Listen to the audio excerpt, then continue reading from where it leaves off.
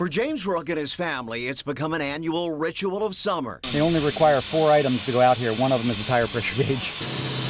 As park rangers suggest, James lets a little air out of his tires to better navigate the soft white sands of North Carolina's Outer Banks. Specifically, the beach near the lighthouse that takes them to Cape Point on the Cape Hatteras National Seashore. We'll bring it off this way. James and his wife Lee have been coming to Cape Point since they were children, but never have they seen crowds like this. And the reason can be seen about 30 yards offshore, a brand new barrier island that seemingly popped up out of nowhere.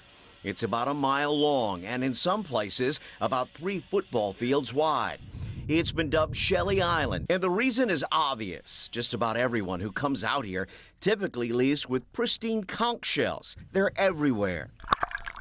The trick is getting there. At low tide, you can wade across, but at high tide, it's a different story. And trying to swim would be a bad idea. Park rangers find themselves rescuing people just about every day. That's what all the warnings are about, is this creates a rip current here, and it's challenging to swim across if you're a strong swimmer. This is a satellite photo of the area from February of this year. Shelly Island doesn't exist at this point. But by April, what was once a small sandbar has grown into a full-fledged landmass. Shelly Island is the result of 2 conflicting ocean currents coming together in the same spot.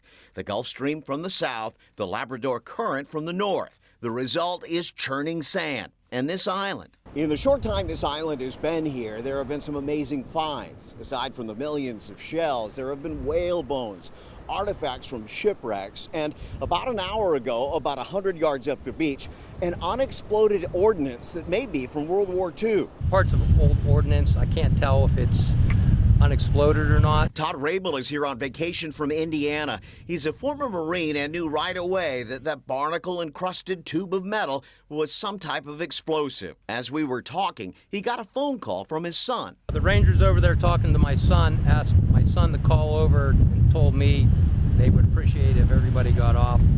They'd like to shut this down until the National Guard came up to remove the ordnance. Turns out it was a World War II training ordnance and no threat. Oh, look at you. The Rooks are from Mechanicsville, but are spending as much time as they can here.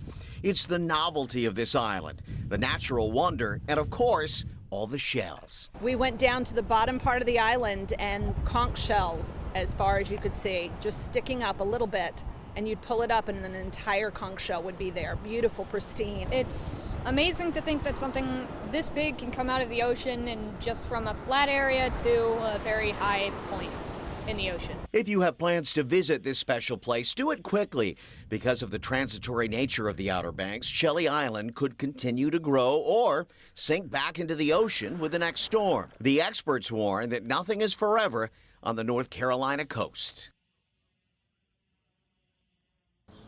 Sitting on the front porch makes him happy. The 91-year-old loves seeing and chatting it up with his neighbors. But now David Winston's quality of life is changing, all because of a falling down porch. I sit right here. He sits on a step, not by choice, but out of fear. Winston says his porch is detaching from his home and is on the verge of collapsing around him.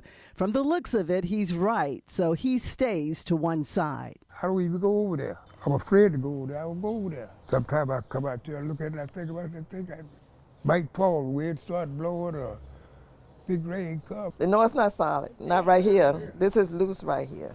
I'm scared to walk over this part. His daughter Janie Smith contacted 12. As people age, keeping up with home repairs becomes difficult when you don't have the budget to fix what's broken. She says he's been on waiting list with many agencies over the years, but nothing has ever materialized. Yeah, this one came apart. The entire rail is loose and on the verge of falling. The supporting column has detached from the house.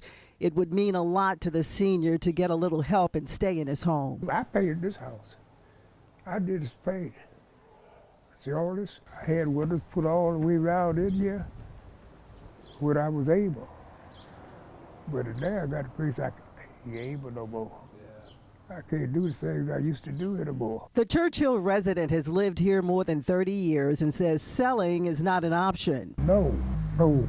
I intend to spend my life here. I would like to do. stay here the rest of my life. He's hoping someone will take on the project. I can't sit out here.